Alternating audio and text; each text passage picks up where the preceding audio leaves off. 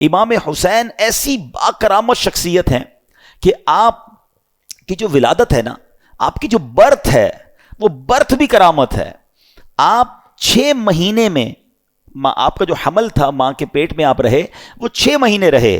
اور یاد رہے کہ پوری دنیا میں سیدنا یحییٰ علیہ الصلوۃ والسلام اور امام عالی مقام امام حسین کے علاوہ کوئی ایسا بچہ زندہ نہیں رہا جس کی مدت حمل 6 ماہ ہوئی ہو. یعنی آپ فرام دا ڈے 1 آپ کی ولادت ہی کرامت ہے. اور سبحان اللہ، آپ کے رخسار مبارک کا حال یہ تھا، آپ کے چہرے پر نور ایسا تھا کہ آپ کے دونوں رخسار سے ایسا نور نکلتا تھا کہ کمرے اور دیواریں روشن ہو جایا کرتی تھیں. اور کیوں نہ ہو، کس کے نواسے ہیں، کن کے پھول ہیں، آقا کی نگاہوں کے تارے ہیں. اب یہ جو امام حسین رضی اللہ تعالیٰ عنہ جب کربلا کے لیے روانہ ہوئے نا، تو آپ سے مزید کرامتوں کا ظہور ہوا. اور علماء کہتے ہیں یہ جو کرامتیں تھیں نا، بیسیکلی یہ اتمام حجت کے لیے تھیں، مزید ان کو سمجھانے کے لیے تھی کہ دیکھو میں کون ہوں، میرے ساتھ کیسے معاملات ہو رہے ہیں، مجھ پر ظلم نہ کرو.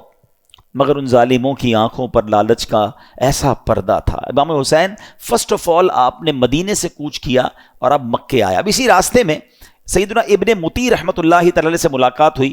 انہوں نے عرض کی کہ حضور میرے کنویں کا پانی بہت کم ہے، برائے کرم آپ دعائے برکت سے نواز دیجئے. آپ رضی اللہ تعالیٰ عنہ نے اس کنویں کا پانی طلب کیا، اور جب پانی کا ڈول حاضر کیا گیا تو آپ نے اس میں سے پانی کچھ پیا بھی، نوش بھی فرمایا اور کلی بھی کر دی. اور ڈول کو واپس کنویں میں ڈال دیا گیا. جب وہ ڈول پانی جو ہے وہ کنویں میں گیا، کنویں کا پانی بھی بڑھ گیا اور میٹھا اور لذیذ بھی ہو گیا. سبحان اللہ. تو یہ امام حسین کی کرامتوں کا سلسلہ رہا. اس کے بعد جب آپ بالکل ایگزیکٹلی 10 محرم الحرام کا دن آ گیا، یاد رہے کہ وہ دن جمعہ کا دن تھا. 10 محرم الحرام جب یہ واقعہ ہوا، کربلا کے میدان میں آپ خطبہ ارشاد فرما رہے ہیں، ان کو سمجھا رہے ہیں کہ دیکھو میں کون ہوں، یہ ظلم مت کرو. تم کیا جواب دو گے جس کا کلمہ پڑھتے ہو اس نبی علیہ الصلوۃ والسلام کو؟ اس وقت آپ کے جو خیمے تھے جہاں خاندان کے افراد تھے، وہاں خندق میں ایک آگ بھی جل رہی تھی. تو ایک بد زبان یزیدی نے بکواس کرتے ہوئے کہا کہ اے حسین، تم نے وہاں کی آگ سے پہلے یہی آگ لگا دی ہے. یعنی معاذ اللہ وہ یہ کہنا چاہ رہا تھا کہ اے حسین، مرنے کے بعد بھی تمہیں جہنم کی آگ میں جانا ہے. امام علی مقام نے جب یہ سنا تو آپ نے کہا کہ اے دشمن خدا، تو جھوٹا ہے، کیا تو یہ گمان کرتا ہے کہ میں دوزخ کی آگ میں جاؤں گا؟ امام علی مقام کے قافلے کے جانثار نے کہا کہ آپ مجھے اجازت دیں تو میں ابھی اس کا سر قلم کر دوں. آپ نے اجازت نہیں دی. آپ نے فرمایا حملے کا آغاز ہماری طرف سے نہیں کرنا، ہو سکتا ہے یہ پرووک کر رہے ہوں، یہ اس لیے ہمیں کہہ رہے ہیں کہ ہماری طرف سے پہل ہو جائے اور یہ کہیں ہم نے تو حملہ نہیں کیا تھا، امام حسین والوں نے پہلے حملہ کیا. حالانکہ اس قدر بڑی گستاخی کی تھی. آپ نے اپنے ساتھی کو روک دیا، مگر آپ نے اللہ کی بارگاہ میں دعا کی. دل بڑا دکھا ہوا تھا کہ ایسی بات اس نے کر دی.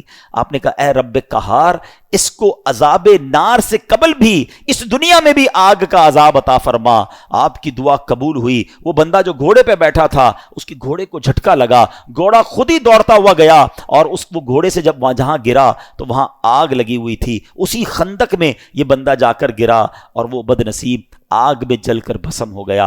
امام علی مقام نے سجدہ شکر ادا کیا اور اللہ تعالیٰ کی بارگاہ میں عرض کی کہ یا اللہ، تیرا شکر ہے کہ تو نے آل رسول کے گستاخ کو سزا دی. اب یہاں بھی ان کے سامنے یہ واقعہ ہو رہا ہے، سارے لوگ دشمن سامنے کھڑے ہیں اور یہ آپ کی دعا قبول ہو رہی ہے، آپ کے گستاخ کو سزا مل رہی ہے، مگر وہ سمجھنے کے لیے تیار نہیں ہے، وہ انڈرسٹینڈ کرنے کے لیے تیار نہیں ہے.